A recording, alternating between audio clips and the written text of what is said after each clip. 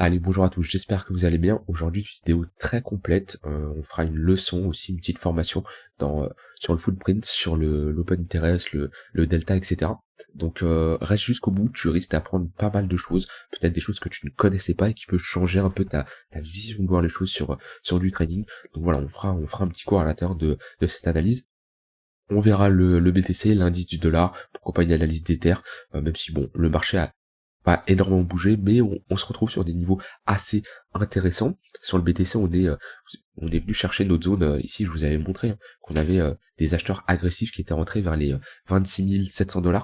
C'est ici notre zone de demande qu'on devait absolument pas casser, puisque c'était la zone qui a causé cette impulsion haussière. Il y a du monde qui est rentré ici, hein, et qui a provoqué tout simplement cette impulsion haussière. On a comblé les zones d'imbalance, on n'a plus de zone d'imbalance à venir combler, hein. Cette petite zone là, elle avait déjà été comblée par cette mèche là.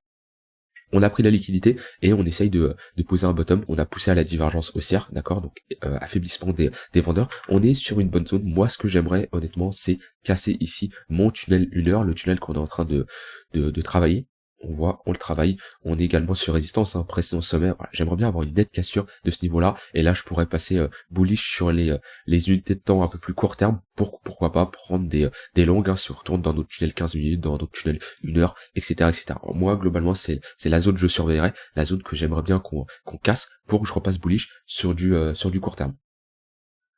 J'avais d'ailleurs un trade en potentiel que j'aurais pu prendre, que je n'ai pas pris. Pourquoi? Parce que c'est la nuit, et depuis le début d'année, là, depuis 5-6 mois, là, j'ai beaucoup de trades que je rate parce que c'est la nuit. Voilà, ici, là, 2 heures du mat, bonne confluence entre tunnel 15 minutes, point pivot daily, divergence baissière sur mon MACD. Voilà, là, il y avait des opportunités de short, ok, et malheureusement, bah, je ne suis pas rentré en position parce que je dormais, et je rate beaucoup de trades. Après, c'est comme ça, c'est la variance, ça, c'est des choses qu'on ne peut pas maîtriser, mais malheureusement, ouais, j'ai beaucoup de trades que je rate comparé à l'année dernière où j'en avais beaucoup moins qui se passaient la nuit. Bon, c'est comme ça. J'ai toujours un trade en cours qui est sur Matic. Hop là. J'ai toujours un trade en cours qui est sur Matic. Tac, tac. Voilà, donc ce que j'aimerais, c'est qu'on casse notre tunnel 4 heures là. On est revenu chercher ma zone d'entrée, on a fait un pullback. J'aimerais bien casser ce tunnel 4 heures, et si on le casse, on pourra revenir chercher notre précédente zone de supply ici. Donc target 2 pour 1, j'irai pas mettre du 3 pour 1 là-dessus. Pourquoi? Parce que on a une bonne confluence ici entre point pivot weekly, point pivot monthly, tunnel 3 jours. On est également sur notre ligne de coup, hein, de ce M. Voilà, pour moi c'est la zone idéale pour prendre des profits, et au-dessus c'est vraiment un mur à passer. Pour moi ça me paraît difficile, je dis pas qu'on va pas le passer, hein, mais pour moi c'est mon TP s'arrêtera ici, et ça me va amplement. À suivre ce trade, c'est le seul trade que j'ai en cours actuellement. Alors sur le BTC, donc le cours que je voulais vous faire, parce que je sais que j'en ai perdu pas mal la dernière fois quand j'avais parlé ici. Je vous avais montré, hop, on va supprimer tout ça. La dernière fois, je vous avais montré, hein, sur le footprint, je vous avais montré qu'il y avait énormément d'acheteurs agressifs qui étaient rentrés dans cette zone-là. Je vous l'avais déterminé sur les 26 700 $ à peu près. On avait eu énormément de monde qui était rentré. On peut y retourner, on peut le voir. C'était tac tac tac. Voilà, c'était ici. De mémoire, c'était par là.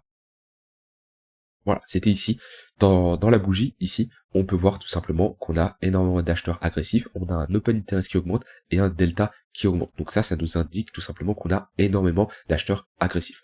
Donc le delta, pour ceux qui savent pas, hein, c'est tout simplement la différence entre les acheteurs agressifs et les vendeurs passifs. Je vais on va commencer le petit cours tranquillement. Vous êtes au courant, vous avez deux types d'ordres, d'accord? Vous avez les ordres limites et les ordres au marché. Il y a une grosse différence entre les deux. Les ordres limites, c'est tout simplement des acheteurs ou des vendeurs qui sont passifs, d'accord? Ils déterminent un prix qui veulent rentrer ou sortir en position, d'accord? C'est des acheteurs ou des vendeurs passifs. Leur ordre rentre dans le carnet d'ordre. Ici, c'est des ordres, hein, c'est de la liquidité qui est en attente d'être exécutée, d'accord? Vous êtes tout simplement un ordre maker, hein. Vous faites tout simplement, là, vous êtes un faiseur de liquidité, tout ça, on appelle ça un ordre maker, d'accord? Donc vous êtes un ordre passif, vous influencez pas le prix, d'accord? C'est pas vous qui faites bouger le prix. Les ordres au marché, ça, c'est des gens qui veulent se faire exécuter tout de suite. Ils veulent rentrer tout de suite au prix du marché. Voilà. Si vous êtes un acheteur, vous faites exécuter à ce prix-là. Si vous êtes un vendeur, vous faites exécuter à ce prix-là. Vous êtes un ordre taker, vous venez prendre la liquidité, d'accord? vous faites bouger le prix, enfin à votre proportionnel au capital que vous rentrez, que vous mettez en jeu, hein, mais voilà, vous impactez le prix vous en mettant un ordre de marché. Vous êtes ce qu'on appelle un acheteur ou un vendeur agressif. Le delta, c'est tout simplement la différence entre les ordres agressifs, les acheteurs agressifs et les vendeurs agressifs. Par exemple, si on va regarder ça, si je me mets sur du 5 secondes, hop, s'il veut bien charger, voilà, ok. On est ici sur du 5 secondes, on a deux bougies, donc on a un delta, qui est calculé pour chaque bougie, et voilà, ça va être tout simplement la différence entre les acheteurs qui sont à droite, là, les acheteurs agressifs, et les vendeurs agressifs qui sont à gauche. Donc là, on le voit, on a 9 acheteurs agressifs. Alors quand je dis 9 acheteurs agressifs, c'est pas 9 personnes. Il y a eu 9 BTC ici qui ont été achetés à ce prix-là, 27 090 $. Voilà. Et on voit que 9 moins 1, puisqu'on a eu un vendeur agressif, donc un vendeur agressif, donc un BTC qui a été vendu, ce qui nous donne un delta de 8. Ici, voilà, on a 9 vendeurs agressifs pour 2 acheteurs en quantité en BTC bien entendu, et on est à moins 7. Donc c'est tout simplement la différence entre les acheteurs et les vendeurs agressifs pour chaque bougie, et ça nous permet de voir dans cette bougie est-ce qu'on a eu plus de vendeurs agressifs ou plus d'acheteurs agressifs. Donc ça, c'est très important de comprendre ça, les ordres limites et les ordres au marché. Maintenant, parmi les ordres au marché, vous avez 4 scénarios différents. Premier scénario, je long. Deuxième scénario, je short. Troisième scénario, je clôture un long. Quatrième scénario, je clôture un short. Alors, quand je dis je clôture un short, là on va parler de clôture via un ordre au marché, hein, un ordre au marché, pas un ordre limite. Donc, quand je dis je clôture, soit vous clôturez volontairement, vous voulez sortir maintenant parce que vous estimez que vous voulez clôturer vos trades, ça peut être un stop loss qui se fait exécuter, d'accord. Un stop loss c'est aussi un ordre au marché. Ça peut être également vous faites liquider, hein, parce que vous n'avez pas mis de stop loss, voilà, vous faites liquider. Donc dans tous les cas vous sortez au marché. On va voir ici d'autres deltas, ok, que je vais mettre ici, et l'open interest. Alors quand vous longuez, d'accord, vous êtes un acheteur agressif, le delta augmente, d'accord. Si vous longuez automatiquement, le delta, comme je vous l'ai montré, hein, s'il y a que des longues, le delta est positif. Donc le delta augmente. Et l'open interest augmente. Pourquoi? Parce que vous ouvrez un contrat. L'open interest, c'est tout simplement le nombre de longues plus de shorts. Si vous shortez, on a un delta qui est négatif et un open interest qui augmente.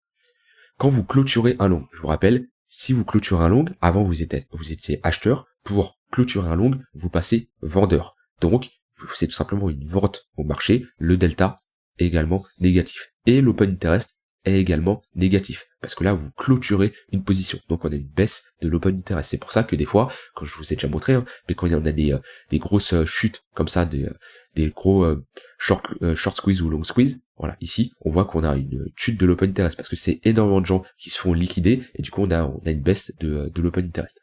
Donc, on a ici, pour la clôture d'un long, on a un delta qui est négatif, ok, c'est normal, hein, vu que, comme je dis, vous passez vendeur, vous êtes acheteur, vous passez vendeur, et l'open interest qui baisse. Quand vous clôturez un short, donc que ça soit un stop loss ou autre, le delta est positif, vous rachetez votre position, et là, l'open interest, il baisse. Ça, c'est important d'avoir ce schéma, hein, que vous pouvez screen, parce que quand vous allez analyser, vous allez faire une analyse du footprint, je me mets en 5 minutes, nous, ce qu'on veut, quand je vous avais montré la dernière fois, quand je vous avais, hop, on va retourner là où on avait nos ordres. Ouais, c'était ici. Ce qui est important, c'est de voir est-ce qu'on a l'ouverture de position, vraiment des longues qui s'ouvrent. Par exemple, ici, qu'est-ce qu'on constate? On a une bougie verte, ok, on a un open interest vert, donc des positions qui s'ouvrent, et un delta positif. Donc ça nous indique tout simplement, ok, on a delta positif, open interest positif, ok, c'est-à-dire qu'on a des acheteurs. Et nous, on veut se placer avec les acheteurs, on veut toujours se placer dans le sens de la tendance. Donc, ici, ça nous dit, ok, des acheteurs se sont positionnés, théoriquement, ils vont défendre leur ordre. Et on voit que dès qu'on y retourne, ok, leurs ordres sont défendus. Des fois, on peut avoir, dans ce cas-là, un delta qui est positif, avec un open interest qui baisse. Là, il y en a, ils vont se dire, ok, delta positif, bon bah ça veut dire qu'il y a énormément d'acheteurs qui sont rentrés, let's go, on rentre avec eux. Mais non, l'open interest baisse. Pourquoi? Parce que là, on a la liquidation short. Open interest qui chute, delta positif, si je vous remontre, hop, open interest qui baisse, delta positif, c'est des shorts qui sont clôturés. En plus, on le voit avec la bougie là, c'est une bougie qui vient prendre la liquidité. On vient prendre les stop loss, voilà, on vient prendre les stop loss d'ici et d'ici, de la liquidité des gens qui n'ont pas mis de stop loss également qui sont liquidés, hein, des gens qui sont rentrés avec du levier x100 ou autre. Voilà, ici on a un cas concret de on liquide des gens. Et là, il y en a, s'ils n'utilisent pas l'open interest, ils vont penser qu'il y a des acheteurs qui sont rentrés. Alors, il y en a sûrement des acheteurs qui sont rentrés, hein, c'est sûr, mais majoritairement ici, on a de la clôture de position short. Donc ça c'est voilà, c'est ce qu'il faut faire la différence en associant le delta avec l'open interest. Et là où je voulais en revenir, c'est que ici, cette zone des 26 700 $, elle a été très bien défendue quand on y est retourné ici. Hop, voilà, ici on a nos 26 700 $. Ok, ici on voit qu'on a méché une fois, deux fois, trois fois. Si je vous montre ce que ça a donné, alors c'était ici, voilà. Alors déjà, ici, on liquide du monde. Dites-vous, le marché est attiré par la liquidité, d'accord? Donc, en général, quand on liquide beaucoup de longues ou beaucoup de shorts, le marché se calme, il respire, soit on rentre dans un range, soit on a une reprise, un petit rebond, mais voilà, en général, quand on liquide énormément de gens, le marché se calme. Donc là, on liquide du monde, on le voit, on a chute de l'open interest et delta négatif. Qu'est-ce qu'on a dit? Hop, chute de l'open interest, delta négatif, clôture de longue, donc des longues qui se font stop loss tout simplement. Alors à l'intérieur on peut avoir aussi un open interest qui baisse parce qu'on a de la prise de position, la prise de profit short, hein, des gens qui short, ils prennent leur profit, ils clôturent leur position, on peut prendre ça aussi en compte. Et qu'est-ce qu'on remarque vers les 26 700, énormément d'acheteurs qui se remontent agressifs, delta positif, open interest positif, et voilà, on le voit ici à l'intérieur de la bougie, on a énormément d'acheteurs agressifs. Le prix repasse dans une tendance haussière. On revient ensuite chercher nos 26 700. On revient les chercher ici, voilà, 26 700, on revient les chercher. On liquide encore des longues, donc pareil, open interest qui chute, delta négatif, on liquide des longues. Et qu'est-ce qu'on remarque ici? Direct, hop, 26 700, on a un delta qui est positif, avec un open interest qui est positif, on voit la bougie, elle est verte, à l'intérieur on voit qu'on a des acheteurs agressifs, et on repart encore dans une tendance haussière. On voit que c'est une zone qui est énormément défendue par, alors ça peut être des institutions, ça peut être, bref, des gens qui ont quand même de l'argent pour maintenir le prix à la hausse. Et voilà, on y est retourné encore une fois, on y est retourné ici. Et ce qu'on constate, pareil, ici, hop, on a une chute, alors là, ouais, là c'est le cas où je voulais vous montrer. Ici, on n'a pas spécialement de l'ouverture de position longue, parce qu'on a une chute de l'open interest avec un delta positif. Donc là, on est dans le scénario où chute de l'open interest. Ici, delta positif, ça peut être des shorts qui sont liquidés. Donc des gens qui ont FOMO short ici, ils sont fait liquider ici. Voilà. Donc, et après on n'y est plus retourné. Je crois pas. Non, on n'y est plus retourné. Mais on voit que globalement, à chaque fois qu'on est revenu toucher cette zone, et ben on a déjà des acheteurs qui sont remontés. Et ça c'est vraiment intéressant. Ça nous montre que cette zone des 26 700 $, elle est énormément défendue. Et ce qu'il faut prendre en compte aussi, c'est que cette zone des 26 700 $, ok, si hop, je la note bien, ok, si la prochaine fois qu'on y va, on a une clôture sous ce niveau-là, ça nous indiquera qu'on a énormément d'acheteurs qui ont la tête sous l'eau. Tous ceux qui ont acheté ici, qui ont maintenu les prix, ils ont gagné la bataille. Pour le moment, ils gagnent la bataille vu qu'ils repoussent les prix à la hausse. Sauf que c'est possible que les prochaines fois, on y retourne, sauf que les vendeurs sont beaucoup plus puissants et ils maintiennent le prix à la baisse. Et ces acheteurs auront la tête sous l'eau. Et qu'est-ce que ça voudra dire? Ça voudra dire qu'il y aura énormément de liquidité en dessous. Et dites-vous que plein d'acheteurs qui ont la tête sous l'eau, à un moment, il faut qu'ils clôturent leur position. Et une clôture de position longue, qu'est-ce qu'on a dit? C'est une vente au marché. Et une vente au marché, ça fait une pression vendeuse et on pourra aller plus bas. Donc pour moi, ce que je voulais en venir, donc déjà, ce petit cours qui vous permet de comprendre un peu les principes de l'order flow, le delta, comment l'utiliser, etc., etc. Mais ce que je voulais vous dire, c'est surtout, cette zone-là, c'est une zone très importante où si pour moi, on vient clôturer sous ce niveau-là et qu'on met ces acheteurs la tête sous l'eau, ils clôtureront leur position et ça peut créer une cascade de liquidation et venir chercher des creux beaucoup plus bas. Voilà, c'était un petit cours assez rapide. J'en ai peut-être perdu un peu plus, j'en ai peut-être perdu quelques-uns. C'est pas quelque chose de facile, hein, c'est quelque chose que j'essaierai d'utiliser un peu plus souvent parce on rentre vraiment dans les termes beaucoup plus techniques et c'est plus utilisé pour du trading un peu court terme sur du scalping ou de l'intraday. D'accord, c'est pas quelque chose que je vais spécialement utiliser pour du long terme, mais ça vous permet de comprendre un peu certains mécanismes, des outils qu'on peut utiliser qui sont très très efficaces. Hein. Le footprint, c'est quelque chose de très efficace qui vous permet vraiment de rentrer à l'intérieur d'une bougie et comprendre voilà qu'est-ce qui se passe actuellement, est-ce qu'on est sur la fin fin d'une tendance, est-ce que les vendeurs se remontent agressifs ou pas, est-ce qu'on liquide du monde. Voilà, c'est quelque chose de très pertinent qui vous permet d'avoir une bonne visualisation sur ce qui se passe à l'intérieur d'une bougie, hein, chose qu'on ne peut pas voir ici sur TradingView. Voilà, j'ai dit tout ce que j'ai envie de dire dans cette vidéo, donc j'espère que ce cours il vous aura plu. Je vous rappelle, moi ce que j'aimerais c'est la cassure de ce tunnel 1 heure, hein, qui serait très encourageant, et je pourrais venir long le marché si on retourne sur du court terme, hein, 15 minutes, 1 heure dans mon tunnel 15 minutes, voire mon tunnel 1 heure. Voilà, je vous souhaite une très bonne fin de journée, on se retrouve demain pour une prochaine vidéo. Bye bye.